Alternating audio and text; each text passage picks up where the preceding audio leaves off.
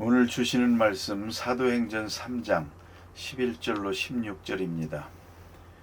신약성경 191면 사도행전 3장 11절로 16절 다 함께 봉독합니다.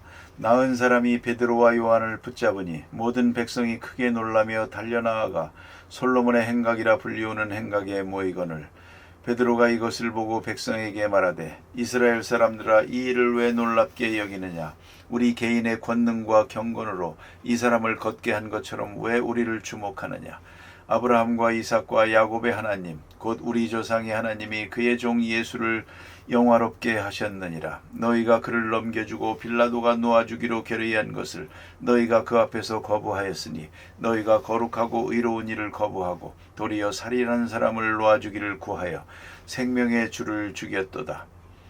그러나 하나님이 죽은 자 가운데서 그를 살리셨으니 우리가 이 일의 증인이라. 그 이름을 믿음으로 그 이름이 너희가 보고 아는 이 사람을 성하게 하였나니 예수로 말미암아 난 믿음이 너희 모든 사람 앞에서 이같이 완전히 낫게 하였느니라. 아멘. 오늘은 어제에 이어서 나면서부터 안전뱅이 된 사람 성전 미문에 앉아 있었는데 베드로와 요한이 들어가면서 그 불쌍한 처지를 보고 그를 일으킵니다. 늘 이 사람을 보지 않았겠습니까마는 오늘따라 더 불쌍히 여기게 되고 또 전에는 불쌍히 여긴다 한들 그저 푼돈을 던져주는 정도로 뭐 다른 방법이 없었습니다. 그러나 오늘은 그것이 아닙니다. 이 사람을 일으켜야겠다 생각을 합니다. 이건 그리스도의 마음입니다. 그리스도가 그렇게 충동하시고 강하게 역사해서 그런 특별한 긍휼을 가지게 되고 불쌍히 여기게 되고 이 사람을 일으켜야 되겠다. 그리고 성전에 데리고 들어가야겠다. 그리고 이 사람도 하나님을 찬양하게 해야겠다. 그런 충동이 옵니다. 그래서 엄청난 일을 하게 됩니다. 은금은 내게 없거니와 나사렛 예수의 마음으로 명하노니 일어나라.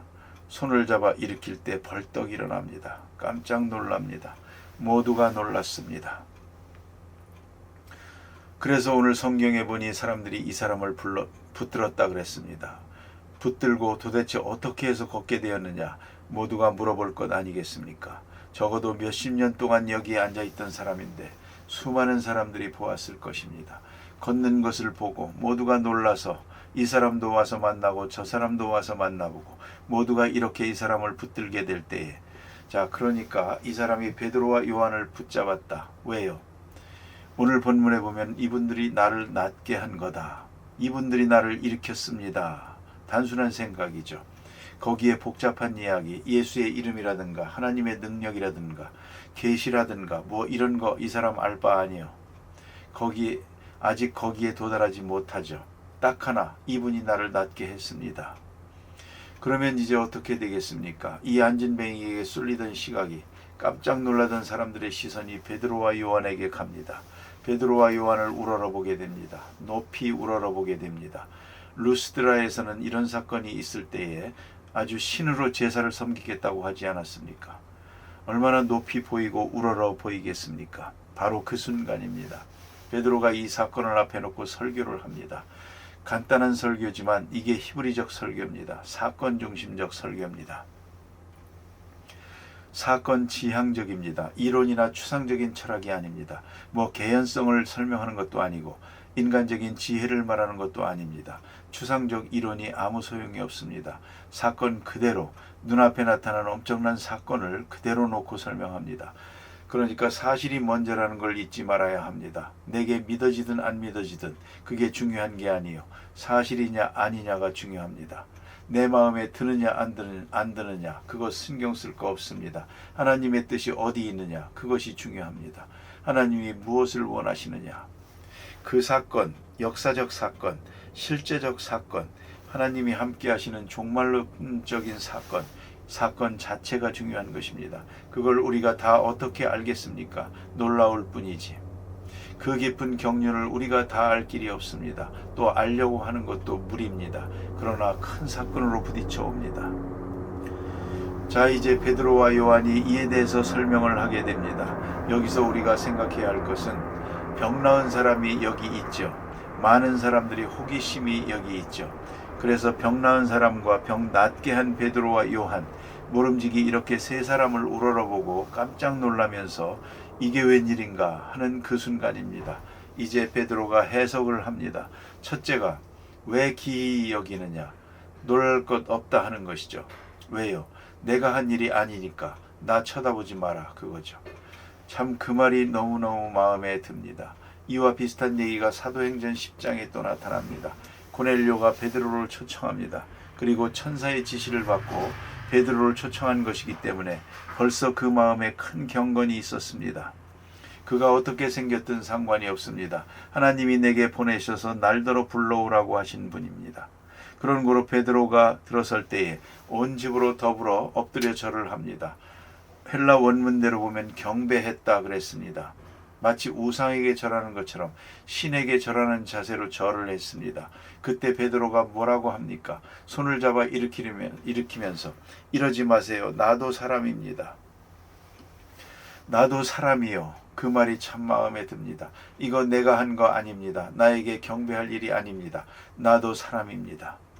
생각하면 베드로는 상당히 우쭐하기를 좋아하는 사람이거든요. 언제나 앞에 나서고 먼저 대답하기를 좋아하고 그런 사람입니다. 그러나 성령 받고 나니까 영 딴 사람이 됐습니다. 나도 사람이요. 어찌하여 개인의 경건과 능력으로 이 사람에게 한 것처럼 왜 우리를 주목하느냐? 우리를 보지 말라 하는 것입니다. 여기서 아주 중요한 게 있습니다. 우리를 보는 동안 하나님을 바로 볼 수가 없습니다. 우리를 보지 말고 주님을 보라. 주님을 바로 보라. 이렇게 외치고 있습니다. 개인의 능력이 아닙니다. 아주 중요한 말입니다. 누가 고쳤더라도 그 사람이 남보다 경건해서 기도 많이 해서 더 의로워서 그가 이 같은 능력을 행한 것은 아닙니다. 이것이 복음입니다. 우리 인간의 경건이나 의를 다 부정하는 것입니다. 하나님이 주도적으로 베드로와 요한을 사용한 것뿐입니다. 단지 그것뿐입니다. 여기 막대기가 있습니다. 막대기를 든 사람이 그 막대기를 통해 어떤 일을 했다면 막대기가 중요한 것이 아닙니다. 그 막대기를 든 사람이 중요한 것이죠. 그와 같이 어찌하여 나를 쳐다보느냐? 어느 경건, 어느 권능, 어느 개인의 능력이 이 일을 이룰 수는 없는 것입니다. 그걸 잊지 말아야 합니다. 하나님이 하시는 일입니다. 거기에 베드로도 쓰여지고 있고 요한도 쓰여지고 안전뱅이도 쓰여졌을 뿐입니다. 이것이 바로 오늘 성경이 말씀하는 것입니다. 왜 우리를 쳐다보느냐? 그 다음에 사건의 의미를 설명하게 됩니다. 우리를 주목하지 마라. 그리고 예수 그리스도를 설명하게 됩니다. 이 사건 안에 십자가가 있다. 그래서 지금 예수 그리스도의 십자가를 설명합니다. 빌라도가 놓아주기로 결단한 것을 너희가 십자가에 못 박았다. 여기서 우리가 생각해야 합니다. 십자가 사건에는 빌라도, 가야바, 가룟유다, 로마 군인 여러 사람들이 직접적으로 개입이 됩니다만 오늘 본문의 베드로가 지적하는 것은 군중입니다. 예수를 십자가에 못 박으라고 소리 지른 이들이 문제라 이 말입니다. 빌라도는 예수를 놓아주기로 생각했는데 너희들이 소리 지르지 않았느냐? 좀 더 신학적으로 확대해서 우리 모두가 예수를 십자가에 못 박았다. 그걸 알아야 합니다. 그 자리에서 소리 지른 사람만이 아니고 침묵한 사람까지도 모든 사람이 예수를 십자가에 못 박았다. 이것을 강조하고 있습니다. 그런데 하나님께서 부활시켰습니다. 그러나 하나님이 부활시켰다. 그건 뭘 말하는 것입니까?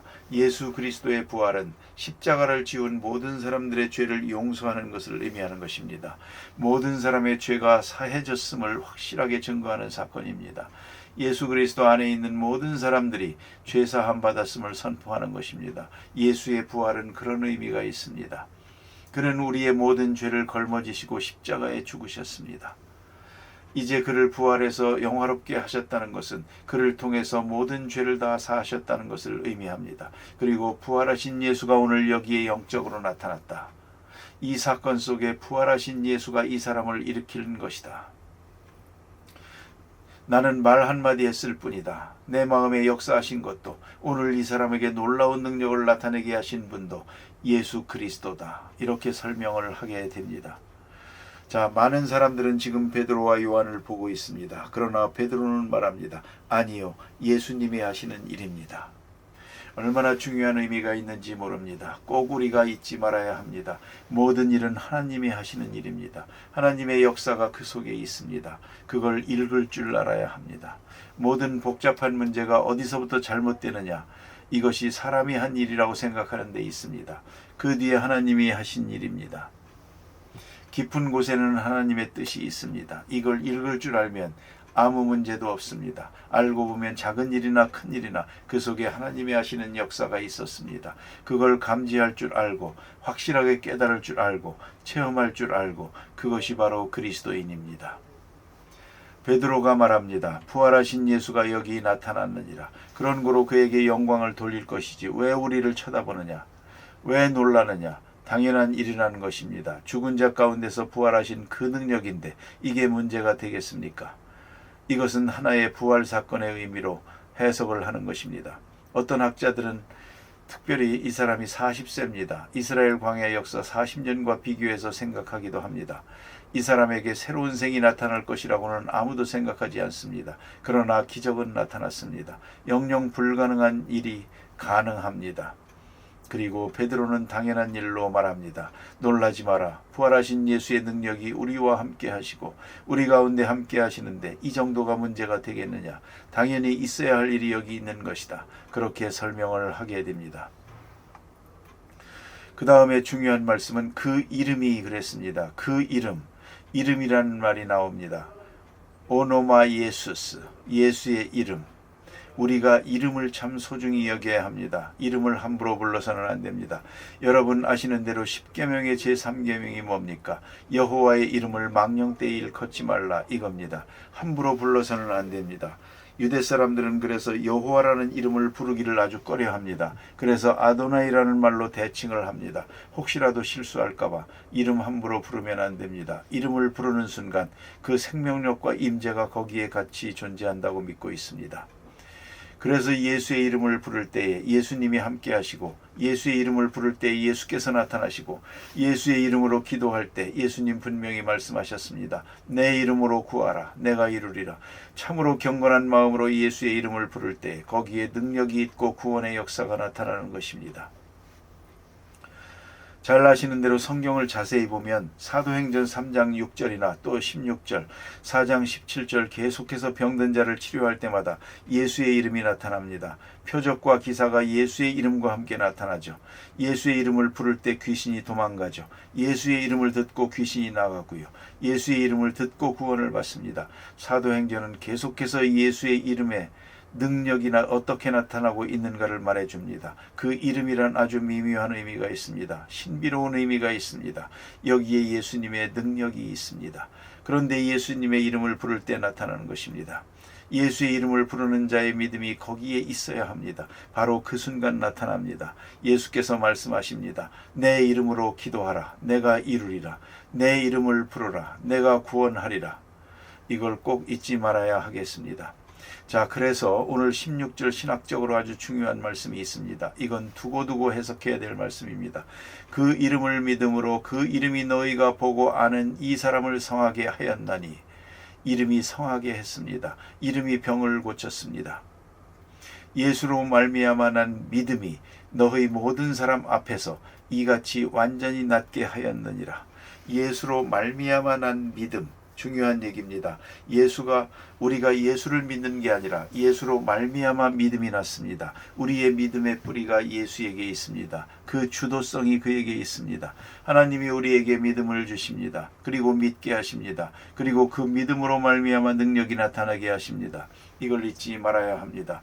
내가 생각하고 내가 믿는 예수가 아니라 그가 나를 믿게 하는 예수여, 또 믿음의 뿌리가 그에게 있고 믿음의 주도력이 그에게 있습니다. 이니셔티브가 주님께 있다는 것을 꼭 잊지 말아야 합니다. 그래서 우리가 생각합니다. 처음 믿는 사람은 내가 예수 믿는다고 생각합니다. 믿음이 어느 수준에 들어가면 아니요, 하나님께서 나에게 믿음을 주었다. 믿음의 선물이다. 좀 더 나아가서는 그 이름이 나를 통해 역사했다. 오늘 베드로가 그걸 말하는 것입니다. 예수의 이름이 베드로를 통해서 예수로 말미암아 난 믿음이, 예수로부터 난 믿음이 이 같은 능력을 나타냈습니다. 그러면 베드로는 무엇입니까? 다만 쓰여질 뿐입니다. 하나의 고용인이요 심부름을 했을 뿐입니다. 오직 주님만이 역사하셨고 오직 주님만이 영광을 받으실 것입니다. 기도하십시다.